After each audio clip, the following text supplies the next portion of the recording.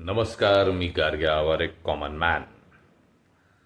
आपण वेगवेगळे विषय घेऊन नेहमीच भेटत असतो. आणि आजचा जर विषय म्हणाल तर आजचा विषय ही एक कॉमन समस्या सगळ्या गावातच आहे. ती थोडीफार प्रमाणात आमच्या गावात देखील आहे. आणि हाच विषय आज आपण घ्यावा म्हणून मी तो घेतो आहे. माझं शहर आहे अमरावती.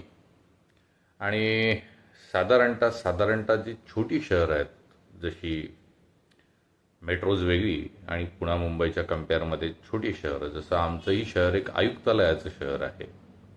पण असं असताना देखील नोकरीच्या संधी खूप जास्त उपलब्ध येथे नसल्यामुळे इथले बरेचसे मुलं हे पुणा, मुंबई, बेंगलोर, दिल्ली तत्सम ठिकाणी जातात. आणि मग शहरांचं होतं काय, तर शहरं हे पेन्शनर्स कॉलनी बनतात.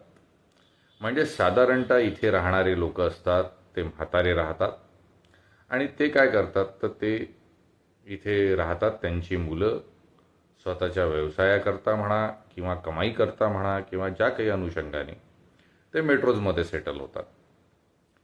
आता वाटायला ही समस्या खूप छोटी वाटत असली किंवा ती ॲडजस्ट होत असली, तरी एक गोष्ट मला जाणवायला लागली आणि ती आज मला शेअर करावीशी वाटते. आमच्या कॉलन्यांमध्ये मोठमोठे घरं आहेत, पण त्या घराचं मेंटेनन्स करायसाठी आता लोक भाड्याने ठेवल्या गेलेले आहेत. किंवा एखादी रूम एखाद्या व्यक्तीला दिल्या जाते आणि त्याला सांगितलं जातं की तुला हे पूर्ण घर सांभाळायचं आहे, त्याचं मेंटेनन्स करायचं आहे. मोठमोठी घरं आता शांत केविलवाणी झालेली आहेत. ज्यांच्याजवळ ही पण सोय नाही, ती धूळ खात बसलेली आहेत. आणि होतं काय नेमकं, होतं हे आहे की मुलं व्यवसायामुळे राहू शकत नाही, नोकरी पाण्यामुळे राहू शकत नाही. आणि त्याच्यामुळे ते कुठेतरी मेट्रोजमध्ये सेटल झालेले आहेत. मग ते आग्रह करतात आईवडिलांना की तुम्ही तिथे या. तुम्ही तिथे गेल्यानंतर त्या आईवडिलांना ते वातावरण सूटच होईल अशातला काही भाग नाही. ज्यांच्यामध्ये ही फ्लेक्झिबिलिटी आहे ते होतात सूट, नाही अशातला भाग नाही. पण काही काही जणांना ते पटत नाही. पुन्हा दोघंही जण म्हणजे मुलगा मुलगी नोकरी करणारे असल्यामुळे ते थेट सायंकाळीच भेटणार, पालकांनाही ते जमत नाही. आणि मग शेवटी थोडेफार अपेक्षा आणि त्यातून होणारे वादविवाद हा देखील गोष्ट असतो. इकडे एक खुलं वातावरण असतं. आज पुण्याच्या मुंबईच्या कम्पेअरमध्ये अमरावतीमध्ये एक खुलं वातावरण आहे. वेळ सहज आहे. 4 लोक निदान तोंडावर तोंड पडल्यावर नमस्कार चमत्कार करणारे आहेत, हाय हॅलो बोलणारे आहेत. आणि यात एक वेळ जातो. म्हणजे बरेचसे पेन्शनर्स मी बघितलेले आहेत जे आता पेन्शनवर आलेले आहेत. लोक रिटायर्ड झालेले आहेत. त्यांना वाटलं होतं की सुखाच्या काळात आपण इथे समृद्ध बघू, पण तसं होऊ शकत नाही आहे. खरं म्हणजे आधुनिक काळाची ही निर्मिती आहे. तुमचं शिक्षण झालेलं आहे, तुम्हाला आज त्याच्या अनुषंगानं काहीतरी कमाई करायची आहे, स्वतःच्या पायावर उभं व्हायचं आहे आणि त्याकरता त्या संधी आज शहरात उपलब्ध नाही. तर कुठेतरी दुसरीकडे जाऊन आपण आपल्या आयुष्यात स्थिरता भेटवणारच. त्यात काही तरुणाईचं चुकलं असं मी म्हणणार नाही. आता मग या म्हाताऱ्यांचं चुकलं का, तर यांचंही चुकलेलं नाही आहे. पण याच्यामध्ये एक कुठेतरी एकमेकाची काळजी घेणं म्हणा, कुटुंब व्यवस्था म्हणा, आणि हा खूप मोठा प्रश्न पुण्यासारख्या शहरामध्ये, मुंबईसारख्या शहरामध्ये देखील भेडसावतोय. आज बरेचसे मुलं मुंबईतले, पुण्यातले हे विदेशात राहायला गेले आणि विदेशात राहायला गेल्यानंतर त्यांचे मायबाप एकत्र भारतात एकाकी पडलेत.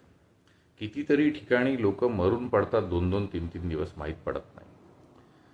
मग आता हे वरचं जे पीक आहे किंवा वरती जे घडत आहे तेच आता पर्कोलेट होऊन होऊन खालच्या शहरांमध्ये देखील येतं. आणि असंच काहीसं आता अमरावतीच्या बाबतीत होत चाललेलं आहे. अमरावतीमध्येही आधुनिकता आम्ही स्वीकारलेली आहे. आमच्या इथे मॉल आलेले आहे, बाकीच्या गोष्टी आलेल्या आहेत. पण याच्यामध्ये कुठेतरी दिवसेंदिवस हे सगळं होत असताना हे सगळं हरवत चाललेलं आहे. मग आता गरज काय आहे? गरज काय आहे तर 2 ते 3 मोठे प्रश्न आहेत. NGOजनी या गोष्टींसाठी कामं करायला पाहिजे, कारण समस्या सांगून होणार नाही, उपायही लागतील. पुण्या मुंबईत जे जे लोक असे होते त्यांनी स्वतःचं एक ऑर्गनायझेशन फॉर्म केलं आणि एकमेकाला तिथे तशा एजन्सीज हायर केल्या स्वतःसाठी. जाहीर बात आहे या गोष्टीसाठी पैसा लागणार आहे. आणि मग आता त्यांनी त्या सर्व्हिसेस स्वतःसाठी प्रोफेशनली हायर करून घेतलेल्या आहेत. तर अमरावतीत ही समस्या आता कुठेतरी थोड्याफार प्रमाणात प्रातिनिधिक स्वरूपात सुरू झालेली आहे असं मला जाणवतं आहे. ही पुढे वाढत जाणार आहे आणि ही वाढत गेल्यानंतर त्या म्हाताऱ्यांचं करणार कोण? मुलं तर काही काही फॉरेनमध्ये आहेत, ते यायला तिथून तयार नाही, पालक इथून जायला तयार नाही. मोठे प्रश्नचिन्ह आहेत. आणि आता अशा काळात म्हणजे हौशे नवशे गवशेच पोरं आहेत, 1-2 नवसाचे आहेत, त्यात अशा सगळ्या गोष्टी जर होत असतील तर हे सगळं चित्र बघणार कोण? याला याला या या प्रश्नाला कुठेतरी उत्तर हे त्या फॅमिलीलाच शोधावं लागतं, पण ते शेवटापर्यंत जात नाहीत.